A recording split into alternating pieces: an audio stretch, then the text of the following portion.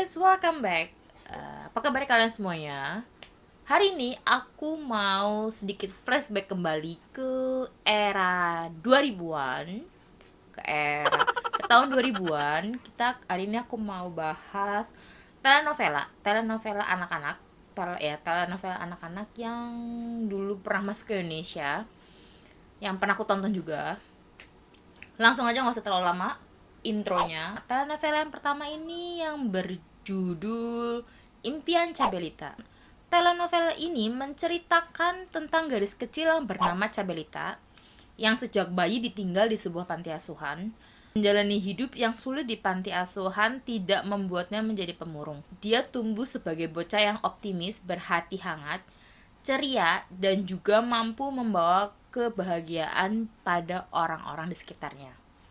Suatu hari ia mendengar kabar bahwa ayah kandungnya masih hidup. Ia pun kemudian memutuskan untuk meninggalkan panti asuhan dan mencari keberadaan ayah kandungnya. Maka petualangan Cabelita pun dimulai. Jadi cerita Impian Cabelita ini dia rindu akan sosok ayahnya. Kemudian dia mendengar bahwa ayahnya masih hidup dan kemudian ia mulai mencari ayahnya. Jadi makanya disebut juga petualangan Cabelita. Tapi nanti akhirnya kayaknya dia bertemu dengan ayahnya dan ini cerita happy ending. Next, telenovela yang kedua. Telenovela yang kedua ini pasti generasi milenial tahu semuanya telenovela ini. Telenovela ini booming banget pada saat itu. Sama kayak telenovela yang waktu itu udah pernah aku review. Telenovela ini berjudul Carita de Angel. Telenovela ini menceritakan gadis yang baru berusia 5 tahun yang bernama Dulce Maria. Setelah kematian ibunya, ia tinggal di sekolah asrama. Dia tinggal di sekolah asrama yang bernama Sekolah Reina de America, Queen of America. Satu-satunya kerabat yang mengunjunginya adalah Tante Estefania, tante yang sangat nyentrik. Tante Estefania ini suka memakai atribut dari ujung kepala sampai ujung kaki itu dengan warna yang senada. Jadi kalau pada saat pakai baju hijau semua, pada saat pakai baju merah semua, pink semua. Jadi nyentrik banget pada saat itu. Dulce Maria di asrama itu sangat sayang banget sama semua guru-gurunya dan juga teman-temannya, teman dekatnya. Khususnya itu adalah Suster Cecilia dan juga Suster Fortunata. Dulce Maria di sekolah ini itu memiliki tempat rahasia. Di ruangan itu adalah tempat di mana Dulce Maria dapat bertemu dengan ibunya. Ibunya itu tuh sudah menjadi sosok seperti angel, seperti malaikat yang bernama Angelica. Jadi Angelica itu sudah meninggal dan dia berubah menjadi seorang malaikat. Hanya Dulce Maria aja yang bisa melihat si Angelica dan hanya bisa melihat tempat itu. Jadi kalau misalnya si Dulce Maria datang ke tempat itu tuh, tempatnya itu tuh berubah menjadi bagus banget. Tapi nanti kalau pada saat si Dulce Maria udah selesai ngobrol sama si Angelica, sama ibunya, tempatnya itu berubah menjadi gudang kembali. Di tempat itu tuh ibunya, si Angelica itu suka memberi nasihat kepada si Dulce Maria dan juga menceritakan kisah-kisah yang indah. Dulce Maria ini anaknya sangat kreatif banget, jadi dia tuh suka membayangkan hal-hal di luar nalar karena dia masih kecil dan dia sangat kreatif banget.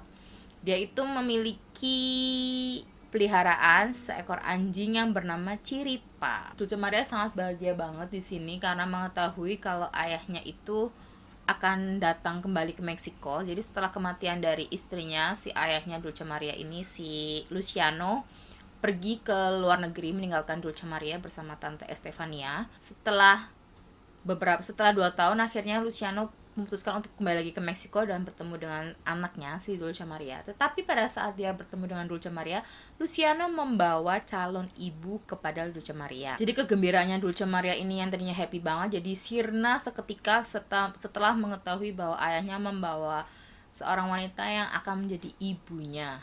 Kalau nggak salah namanya Nicole. Jadi Nicole itu adalah seorang wanita yang egois yang juga tunangannya Luciano. Satu-satunya alasan dia mau menikah dengan Luciano itu karena uangnya. Jadi dia tuh ngincar uangnya dan penghalang bagi Nicole itu adalah si Dulce Maria. Jadi si Nicole nanti di sini tuh berencana untuk menyingkirkan si Dulce Maria dari ayahnya. Jadi nanti tuh si Dulce Maria akan disekolahkan di asrama selama-lamanya, jadi nggak akan bertemu dengan ayahnya.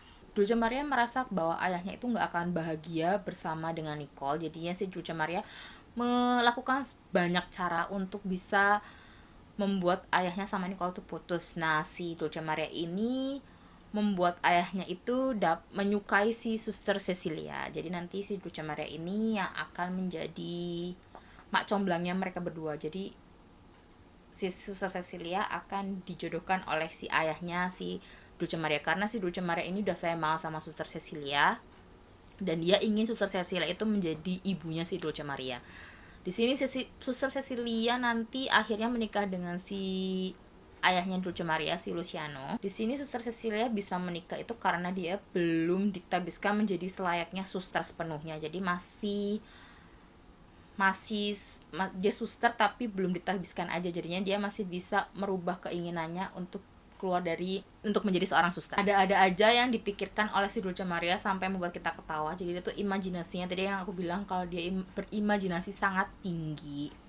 Jadi nanti dia juga membayangkan kalau si Ciripa itu bisa terbang dan bisa melakukan banyak hal gitu. Next, telenovela yang ketiga ini di sini ada Maria Belen. Kalau kalian ingat Maria Belen itu dia memiliki ciri khas tersendiri, yaitu dikuncir dua dengan rambut keritingnya. Dulu lucu banget tuh. Telenovela ini menceritakan tentang kisah seorang gadis cilik yang masih berusia 6 tahun bernama Maria Belen. Maria mempunyai seorang paman yang sangat ambisius dan jahat bernama Rogelio. Ia baru saja kehilangan orang tua angkatnya dalam sebuah kecelakaan. Tetapi kecelakaan itu jadi Maria Belen itu selamat dari kecelakaan itu. Kecelakaan itu dibuat oleh si pamannya itu karena pamannya itu menginginkan semua kekayaan, jadi dia ingin menguasainya, makanya dia mau membunuh sekeluarganya. Tetapi beruntungnya si Maria Belen ini selamat dari kecelakaan itu, dan demi harta warisannya si pamannya itu mendaftarkan si Maria Belen itu untuk bersekolah di asrama. Kepala sekolahnya itu adalah Ursula. Nanti pamannya sama Ursula itu janjian untuk menyingkirkan si Maria Belen. Yang aku ingat itu Maria Belen di sini itu tuh suka banget meletakkan boneka sama benda-benda kesayangannya itu di dalam sebuah kotak. Next, telenovela yang berikutnya yaitu telenovela yang keempat, yaitu Mariana dan Silviana. Telenovela ini bercerita tentang dua gadis kembar yang dipisahkan sejak lahir dan diasuh dalam keluarga berbeda. Keduanya tumbuh menjadi dua sifat dan karakter yang berbeda pula. Silvana yang terpisah dari saudarinya dan ibu kandungnya merupakan seorang yang egois, sombong, dan juga pemarah. Sementara itu Mariana memiliki sifat lembut, rendah hati, dan penuh perhatian karena dirawat oleh ibu kandungnya. Suatu hari Silviana itu tidak sengaja bertemu dengan Mariana. Mereka berdua melihat kemiripan fisik mereka.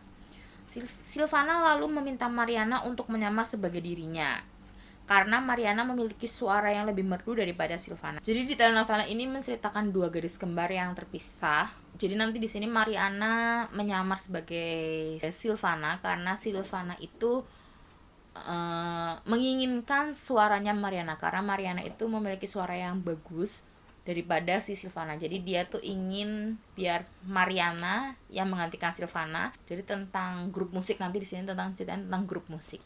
Next, telenovela yang berikutnya itu Vivan Los Ninos. Telenovela ini menceritakan kisah petualangan anak-anak SD dan juga kisah cinta monyet mereka. Telenovela ini juga mengisahkan antara pertemanan, kedekatan antara guru dan juga murid-muridnya. Jadi cerita ini sangat seru sekali. Nanti gurunya ini deket banget sama murid-muridnya. Anak-anak di sini lucu-lucu banget. Jadi nanti yang main di telenovela ini ada juga Dulce Maria. Dan ada Dulce Maria, ada juga yang jadi Maria Belen. Jadi telenovela tadi itu menggambarkan kasih sayang antara guru dan murid-muridnya, cerita tentang guru dan murid-muridnya di sekolah, di sekolah. Oke. Next, drama yang berikutnya, drama yang ke-6. Di sini ada Ami de la Mozilla Azul. Telenovela ini misalkan tentang Ami Granados, seorang gadis cilik dan cantik yang berusia 8 tahun. Ami merupakan seorang gadis cilik yang nakal dan mampu mengubah nasib orang-orang di dekatnya agar bisa hidup lebih baik.